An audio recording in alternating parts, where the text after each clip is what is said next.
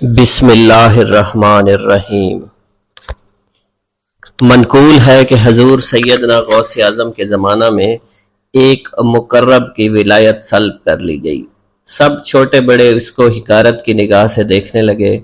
اس نے 360 اولیاء اللہ سے التجا کی کہ وہ اس کے حق میں دعا فرمائیں، لیکن اس کا نام لوح محفوظ پر اشتیاق کی فہرست میں لکھ دیا گیا۔ ان اولیاء اللہ نے اس کو بتایا کہ تم کامیاب نہیں ہوں گے۔ اس کے چہرے کا رنگ سیاہ پڑ گیا۔ اس شخص نے حضور سیدنا غوث اعظم شیخ عبد القادر جیلانی کی خدمت میں حاضر ہو کر دعا کی درخواست کی۔ آپ نے فرمایا تم اللہ عز و جل کی بارگاہ میں مردود ہو گئے ہو، مگر میں تمہیں اللہ کے اذن میں مقبول بنا سکتا ہوں۔ پھر حضور سیدنا غوث اعظم نے اس کے لیے بارگاہ الہی میں دعا فرمائی تو غیب سے ندا آئی، کیا تمہیں معلوم ہے کہ تم سے پہلے بھی 360 اولیاء اللہ اس کے لیے سفارش کر چکے ہیں، لیکن اس کا نام لوح محفوظ پر اشتیاق کی فہرست میں لکھا جا چکا ہے۔ یا الہی تو مردود کو مقبول، مقبول کو مردود بنانے پر قادر ہے۔ اگر تیری منشا یہی ہے تو نے اس کو مقبول بنانے کے لیے مجھ سے دعا کیوں کروائی؟ غیبی ندا آئی، اے عبد القادر، اسے میں نے تمہارے سپرد کیا، تم اسے جو چاہے بنا دو۔ چنانچہ آپ کی دعا سے وہ پھر سے بارگاہ الہی میں مقبول ہو گیا۔ حضرت شیخ ابو صالح سے منقول ہے، حضرت شیخ ابو مدین مغربی نے مجھے حضور سیدنا غوث اعظم شیخ عبد القادر جیلانی کی خدمت میں بغداد فقر کی تعلیم کے لیے بھیجا۔ آپ نے مجھے 20 دن تک اپنے خلوت خانہ کے دروازہ پر بٹھائے رکھا اور 20 روز گزرنے کے بعد مجھے قبلہ رو ہونے کا حکم دیا گیا۔ جب میں قبلہ رو ہو گیا، آپ نے فرمایا اے ابو صالح اس طرف دیکھو۔ چنانچہ میں نے اس جانب دیکھا تو آپ نے فرمایا کیا دیکھ رہے ہو؟ میں نے عرض کیا بیت اللہ شریف میری نگاہوں کے سامنے ہے۔ آپ نے مجھے حکم دیا کہ اب مغرب کی سمت دیکھو۔ میں نے اپنا چہرہ مغرب کی جانب کیا تو آپ نے فرمایا کہ اب کیا دیکھ رہے ہو؟ میں نے عرض کیا کہ میں اپنے مرشد پاک حضرت ابو مدین کو دیکھ رہا ہوں۔ ایک مرتبہ سنان نامی عیسائی پادری نے حضور سیدنا غوث اعظم کی محفل میں حاضر ہو کر سلام عرض کیا۔ حاضرین کھڑے ہو کر بیان دیا کہ میں یمن کا رہنے والا ہوں، میں نے ارادہ کیا کہ میں اسلام قبول کروں گا۔ اسی دوران میرے دل میں خیال پیدا ہوا میں اس دور کی سب سے بہترین شخصیت کے دست مبارک پر کلمہ پڑھوں۔ اسی سوچ کے دوران مجھے نیند آ گئی۔ خواب میں مجھے حضور سیدنا عیسیٰ کی زیارت نصیب ہوئی۔ آپ علیہ السلام نے مجھ سے ارشاد فرمایا بغداد چلے جاؤ، شیخ عبد القادر کے دست حق پر اسلام قبول کرو، کیونکہ اس وقت وہ روئے زمین پر تمام لوگوں میں افضل اور اعلیٰ ہیں۔ حضرت شیخ عمر الحکیمانی سے منقول ہے، ایک مرتبہ حضور سیدنا غوث اعظم کی خدمت میں 13 لوگ دائرہ اسلام میں داخل ہونے کے لیے حاضر ہوئے۔ ان لوگوں نے بیان کیا کہ ہم عرب کے عیسائی ہیں اور ہم نے کلمہ پڑھنے کا ارادہ کر لیا ہے۔ ابھی یہ سوچ ہی رہے تھے کہ کس مرد کامل کے دست حق پر کلمہ پڑھیں گے۔ ہمیں ہاتف غیب سے آواز سنائی دی کہ بغداد جا کر شیخ عبد القادر جیلانی کے دست مبارک پر کلمہ پڑھو۔ حضرت شیخ زین الدین ابو الحسن علی بن ابی طاہر سے مروی ہے، فرماتے ہیں میں نے حضور سیدنا غوث اعظم سے علم حاصل کیا۔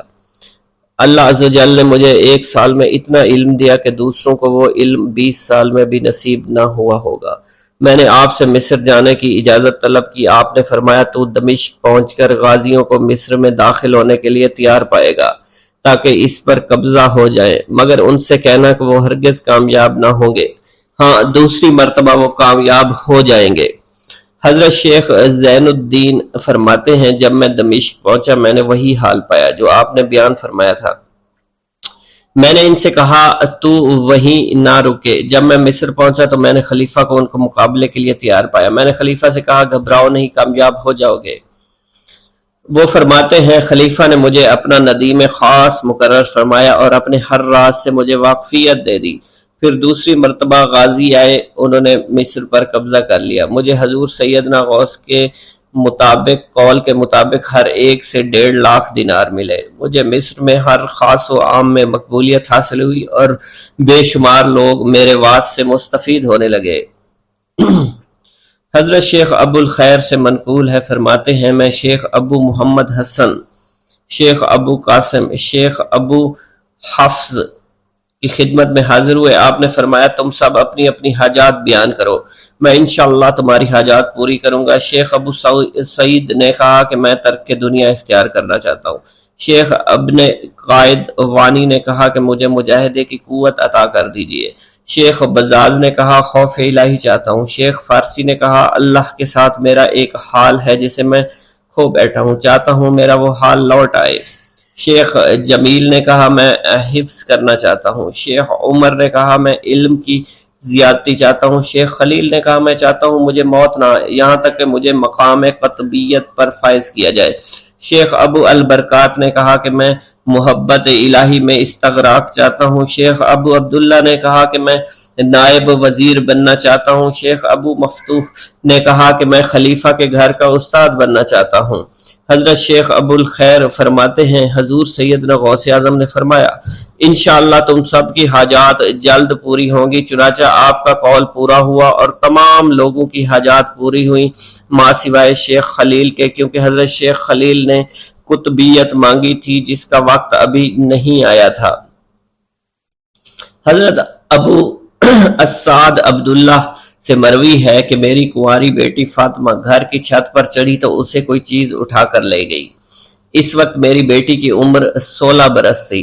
میں حضور سیدنا غوث اعظم شیخ عبد القادر جیلانی کی خدمت میں حاضر ہوا اور سارا ماجرا ان کے گوش گزار کر دیا۔ آپ نے فرمایا تم آج رات کو کرخ کے ویرانے میں جاؤ اور تل خمس 5واں ٹیلا کے پاس جا کر بیٹھ جاؤ اور اپنے ارد گرد دائرہ کھینچ لو۔ دائرہ کھینچتے وقت بسم اللہ علی نیت عبد القادر کے الفاظ پڑھنا۔ جب رات بڑھے گی جنوں کے گروہ مختلف شکلوں میں تیرے نزدیک سے گزریں گے، تم انہیں دیکھ کر خوف زدہ مت ہونا۔ جب صبح ہو جائے گی تو جنوں کا بادشاہ ایک جماعت کے ہمراہ گزرے گا، وہ تجھ سے تیری حاجت پوچھے گا، تو اسے بتانا عبد القادر نے بھیجا ہے اور میری حاجت یہ ہے۔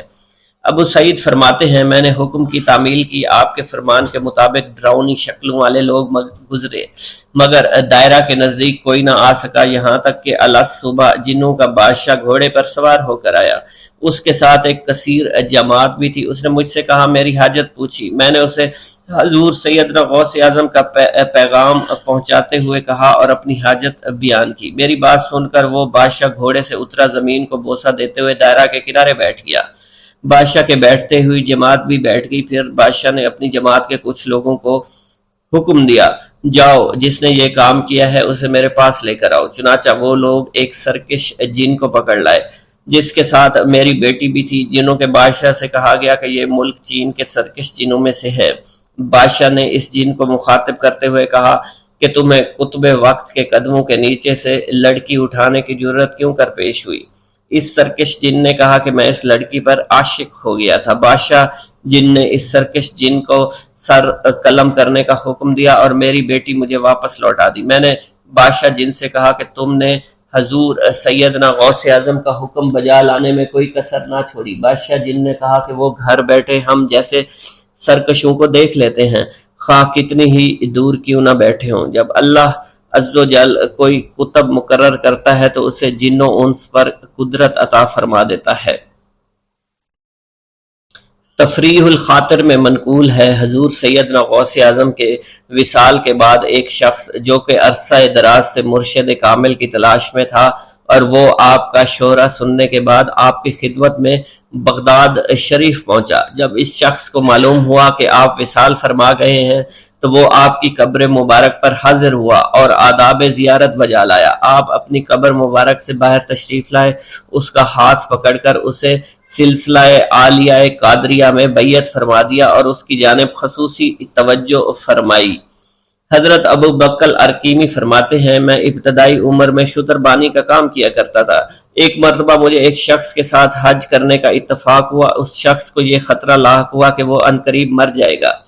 اس نے مجھے ایک چادر اور 10 دینار دیے اور فرمایا یہ میری امانت، تم بغداد شریف واپس جا کر حضور سیدنا غوث اعظم شیخ عبد القادر جیلانی رحمۃ اللہ علیہ کی خدمت میں پیش کر دینا۔ حضرت ابو بکر الکیمی فرماتے ہیں کہ میں اس وصیت کے کچھ دنوں بعد اس شخص کا انتقال ہو گیا۔ میں جب بغداد شریف تشریف لایا تو لالچ میں پھنس گیا۔ میرے دل میں خیال آیا ان چیزوں کے متعلق کسی کو کچھ علم نہیں ہے، چنانچہ میں نے وہ چادر اور 10 دینار اپنے پاس رکھ لیے۔ ایک دن میں بازار سے گزر رہا تھا، میری ملاقات حضور سیدنا غوث اعظم سے ہوئی۔ میں نے آپ کو سلام کیا، آپ نے میرا ہاتھ پکڑ کر فرمایا، تم نے 10 دیناروں کے لیے بھی اللہ کا خوف نہیں کیا، میری امانت اپنے پاس رکھ لی اور میرے پاس اپنی آمد و رفت بھی ختم کر لی۔ حضرت ابو بکر ارقیمی فرماتے ہیں کہ حضور سیدنا غوث اعظم کی بات سن کر مجھ پر غشی طاری ہو گئی، اور جب مجھے ہوش آیا میں نے وہ چادر اور 10 دینار لا کر آپ کی خدمت میں پیش کیے اور معافی کا خواستگار ہوا۔ واللہ عالم۔ میرا یہ قدم تمام اولیاء کرام کی گردن پر ہے۔ ایک مرتبہ محلہ حلبہ میں اپنے مہمان خانے میں واز فرماتے ہوئے حضور سیدنا غوث اعظم پر اچانک حالت کشف طاری ہوئی۔ آپ رحمت اللہ علیہ نے فرمایا، میرا یہ قدم ہر ولی اللہ کی گردن پر ہے۔ یہ ارشاد سن کر تمام اولیاء اللہ نے اپنی گردنیں جھکا دیں۔ صلحائے امت نے اس کی توضیح فرمائی ہے کہ آپ رحمت اللہ علیہ کے عہد مبارک اور بعد میں قیامت تک آپ کی عطا کے بغیر ولی اللہ ولایت کے درجے پر فائز نہیں ہو سکتا۔ سلطان الہند حضرت خواجہ معین الدین چشتی المعروف خواجہ غریب نواز اس وقت خراسان کے پہاڑوں پر مجاہدات میں مشغول تھے۔ انہوں نے بھی حضور سیدنا غوث اعظم کا ارشاد گرامی سن کر اپنی گردن جھکا دی اور یوں عرض گزار ہوئے، آپ کے قدمین شریفین میرے سر اور میرے آنکھوں پر ہیں۔ حضور سیدنا غوث اعظم فرماتے ہیں کہ میں 10 برس کی عمر میں اپنے شہر کے مکتب میں حصول علم کے لیے جایا کرتا تھا۔ اس وقت میرے ساتھ ملائکہ بھی ہوتے تھے جو میرے آگے پیچھے میری حفاظت کے لیے چلتے تھے۔ جب میں مدرسہ پہنچتا تو یہ منادی کرتے تھے، اللہ کے ولی کے لیے جگہ خالی کر دو، چنانچہ وہ میرے لیے جگہ خالی کر دیتے تھے۔ ایک مرتبہ میں نے ایک ایسے شخص کو دیکھا جس نے فرشتوں کی آواز سن کر کہا، جس میں کوئی مزاحمت نہ ہوگی، کہ یہ ایک نہایت معزز گھرانے کا فرد ہے اور عن قریب اس کو وہ عظمت حاصل ہوگی جس میں کوئی مزاحمت نہ ہوگی، اور اس کو ایسا قرب نصیب ہوگا کہ اس کو کوئی فریب نہ دے سکے گا۔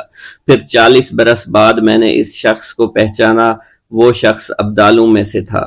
حضرت شیخ ابو سعود احمد بن بکر حریمی سے مروی ہے کہ حضور سیدنا غوث اعظم نے فرمایا کہ میں 55 سال تک تنہا عراق کے بیابانوں میں پھرتا رہا، میں لوگوں کو نہ جانتا، لوگ مجھے نہ جانتے۔ اسی دوران میرے پاس رجال الغیب اور جنات تشریف لاتے جنہیں میں طریقت اور اصول کی تعلیم دیتا تھا۔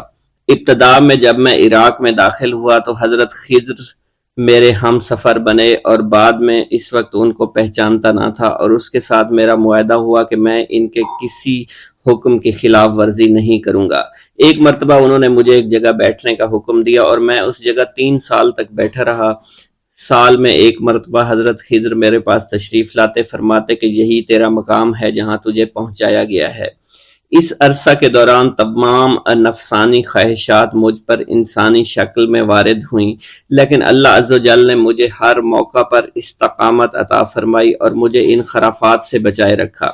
ابتدا میں میرا نفس مجاہدہ کا کوئی طریقہ اختیار کرتا تو میں اس پر قائم ہو جاتا اور کسی چیز کو قبول نہ کرتا تھا۔ ایک طویل مدت تک اپنا گلا گھونٹتے ہوئے میں مدائن کے جنگلوں میں مجاہدات میں مشغول رہا۔ حضور سیدنا غوث اعظم فرماتے ہیں کہ میں نے اپنے نفس کو مختلف مجاہدوں، مختلف ریاضتوں اور مختلف مشقتوں میں ڈالے رکھا۔ 1 سال تک میں گری ہوئی چیزیں اٹھا کر کھاتا رہا، دوسرے سال پانی پر گزارا کیا، اور تیسرے سال نہ میں نے کچھ کھایا، نہ پیا اور نہ ہی سویا۔ ایک مرتبہ شدید سردی کی وجہ سے میں ایوان کسریٰ کے کھنڈرات میں سویا تو رات بھر میں 40 مرتبہ طبیعت خراب ہوئی۔ حضور سیدنا غوث اعظم فرماتے ہیں، ہر سال ایک بزرگ آتے اور وہ مجھے جبہ دے کر چلے جاتے۔ اسی طرح میں نے بے شمار طریقوں سے دنیا اور نفس سے چھٹکارا پانے کی کوشش کی۔ لوگ مجھے دیوانہ سمجھتے تھے۔ میں برہنہ جسم جنگلوں میں چلا جاتا اور کانٹوں پر لوٹتا شور مچاتا تھا۔ میرا تمام بدن سے خون جاری ہو جایا کرتا تھا اور لوگ مجھے اٹھا کر شفا خانے لے جایا کرتے، جہاں میری حالت مزید بگڑ جاتی۔ ایک وقت ایسا بھی آیا جب مجھ میں اور مردہ میں کوئی فرق نہ تھا۔ لوگ کفن لے کر آئے، غسال کو بلوایا کہ وہ مجھے غسل دے دیں۔ ابھی انہوں نے مجھے غسل دینے کے لیے تختہ پر ڈالا ہی تھا کہ میری حالت درست ہو گئی۔ میں اٹھ کھڑا ہوا۔ طریقت کی ان پرخطر راہوں میں نہ تو میں کبھی خوف زدہ ہوا اور نہ کبھی میرا نفس مجھ پر غلبہ پا سکا، اور نہ ہی دنیا کی آرائش مجھے حیران کر سکی۔ حضور سیدنا غوث اعظم فرماتے ہیں، شیطان نے میرے گرد بے شمار جال بچھائے۔ جب میں نے اس سے کہا کہ یہ کیا ہے تو اس نے کہا یہ دنیاوی چیزیں ہیں اور میں ان جالوں سے تم جیسوں کو شکار کرتا ہوں۔ میں نے 1 سال تک شیطان کا مقابلہ کیا، اس کے بچھائے ہوئے تمام جالوں کو ختم کر دیا۔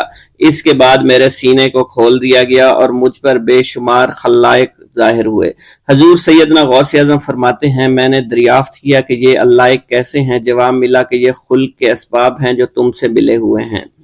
میں سال بھر ان کی جانب متوجہ رہا، یہاں تک کہ وہ مجھ سے جدا ہو گئے۔ جب مجھ پر میرا باطن ظاہر کیا گیا تو میں نے اپنے قلب کو بہت سے علائق سے ملوث پایا۔ میں نے دریافت کیا کہ یہ علائق کیا ہیں؟ جواب ملا یہ تمہارے ارادے، تمہارے اختیارات ہیں۔ چنانچہ 1 سال تک ان کی جانب متوجہ رہا کہ وہ مجھ سے دور ہو گئے۔ میرا قلب ان تمام غلاظتوں سے نجات پا گیا۔ پھر مجھ پر میرے نفس کو ظاہر کیا گیا، میں نے اس کا مشاہدہ کیا، مجھے معلوم ہوا اس کے ساتھ کچھ امراض اور بھی ہیں اور نفس کی خواہشات زندہ ہیں، نفس کا شیطان سرکش ہے۔ چنانچہ میں نے سال بھر پھر توجہ دلائی اور میرے نفس کے تمام امراض سرے سے ہی ختم ہو گئے اور اس کے شیطان نے کلمہ پڑھ لیا اور پھر میرے تمام امور اللہ کے لیے ہو گئے اور میں اپنی ہستی سے باہر نکل آیا۔ حضور سیدنا غوث اعظم فرماتے ہیں، پھر میں توکل کے دروازے پر آیا تاکہ میرا مقصد پورا ہو، لیکن جب میں نے توکل کے دروازے پر پہنچا تو بے شمار لوگ موجود تھے۔ میں اس ہجوم کو چیرتا ہوا آگے بڑھا اور شکر کے دروازے پر پہنچ گیا۔ یہاں پر بھی لوگوں کا جمع غفیر موجود تھا، اسے بھی چیرتا ہوا آگے بڑھا اور مشاہدہ کے دروازے پر پہنچ گیا اور یہاں پر موجود ہجوم کو چیرتا ہوا اندر داخل ہوا، حتیٰ کہ سب سے آخر میں مجھے فقر کے دروازے پر لایا گیا۔ فقر کا دروازہ خالی تھا۔ جب اس دروازہ میں داخل ہوا تو دیکھا جن جن چیزوں کو میں نے ترک کیا تھا وہ سب یہاں موجود تھیں۔ یہاں مجھے ایک بہت بڑے روحانی خزانے کی فتوحات سے نوازا گیا اور میرے لیے تمام دنیا کے خزانے کھول دیے گئے۔ مجھے روحانی عزت، دائمی فنا اور خالص آزادی عطا فرمائی گئی۔ میری تمام چیزیں جو میری ہستی اور میری صفات سب معدوم ہو گئیں اور میری ہستی کی جگہ کسی اور نے لے لی۔ حضرت شیخ ابو سعید مخزومی نے حضور سیدنا غوث اعظم کو خرقہ خلافت سے نوازا اور فرمایا، اے عبد القادر، یہ وہ خرقہ ہے جو حضور نبی کریم صلی اللہ علیہ وسلم نے حضرت سیدنا علی المرتضیٰ کو عطا فرمایا، اور حضرت سیدنا علی المرتضیٰ نے یہ خرقہ حضرت خواجہ حسن بصری کو عطا فرمایا تھا، جس سے ہوتا ہوا یہ خرقہ مجھ تک پہنچا، اور یہ تمہاری امانت تھی جو میں نے تم تک آج پہنچا دی ہے۔ حضور سیدنا غوث اعظم نے جب خرقہ مبارک کو زیب تن کیا تو آپ پر بے شمار انوار و تجلیات کی بارش ہونا شروع ہو گئی۔ حضور سیدنا غوث اعظم نے حضرت شیخ ابو سعید مخزومی کے مدرسہ میں تدریسی فرائض سر انجام دینا شروع کر دیے۔ آپ کے لیے فی الحال تدریسی مصروفیات کے علاوہ کوئی کام نہ تھا۔ آپ کی شبانہ روز کی محنت سے آپ کے نام کا شعرہ کچھ ہی دنوں میں سارے بغداد میں پھیل گیا۔ طلبہ دور دراز کے علاقوں سے علم کے حصول کے لیے آنے لگے۔ طلبہ کی تعداد جب مزید بڑھنا شروع ہو گئی تو ارد گرد کے کئی مکانات کو خرید کر مدرسہ میں داخل کر لیا گیا۔ کتب سیر میں منقول ہے کہ 528 ہجری میں آپ مدرسہ نظامیہ کی وسیع عمارت تعمیر فرما چکے تھے۔ اس مدرسہ کی تعمیر میں آپ نے بحیثیت مزدور بھی حصہ لیا تھا۔ حضرت شیخ ابو الخشاب سے مروی ہے کہ میں جوانی میں جب علم نحو پڑھ رہا تھا تو لوگوں نے مجھے حضور سیدنا غوث اعظم کے پاس جانے کا مشورہ دیا، اور اس کی وجہ سے مجھے بھی اشتیاق ہوا کہ میں آپ کا واعظ سنوں۔ ایک مرتبہ کچھ لوگوں کے ہمراہ آپ کی مجلس میں دوستوں کے ہمراہ حاضر ہوا۔ آپ نے میری جانب توجہ کرتے ہوئے فرمایا، ہماری صحبت اختیار کر لو۔ چنانچہ میں نے آپ کے فرمان کے مطابق آپ کی صحبت کو اختیار کر لیا۔ آپ نے مجھے علم نحو کے علاوہ علوم عقلیہ اور تقلد حاصل کیے جس سے مجھے کوئی واقفیت پہلے نہیں تھی۔ 1 سال کے عرصہ میں آپ کی نظر کرم سے میں نے وہ علوم حاصل کر لیے جو گزشتہ اتنی عمر گزارنے کے باوجود بھی مجھے حاصل نہیں ہوئے تھے۔ منقول ہے حضرت شیخ بقا بن بطو، شیخ علی بن ہیتی اور شیخ کیلوی جب حضور سیدنا غوث اعظم کے مدرسہ میں آتے تو جھاڑو دیا کرتے تھے اور چھڑکاؤ کرتے تھے، لیکن آپ کی اجازت کے بغیر کبھی اندر داخل نہ ہوتے تھے۔ اجازت ملنے کے بعد آپ حضرات اندر داخل ہوتے اور اجازت ملنے پر ہی بیٹھتے تھے۔ آپ سے امان طلب کرتے اور امان مل جانے کے بعد مؤدب ہو کر بیٹھ جاتے۔ جس وقت آپ کہیں جانے کا ارادہ کرتے تو یہ حضرات سواری کے ہمراہ چلتے۔ آپ انہیں اس فعل سے منع فرمایا کرتے تھے اور کہتے تھے کہ ہمیں آپ کے ذریعے قرب الہی حاصل ہوا ہے۔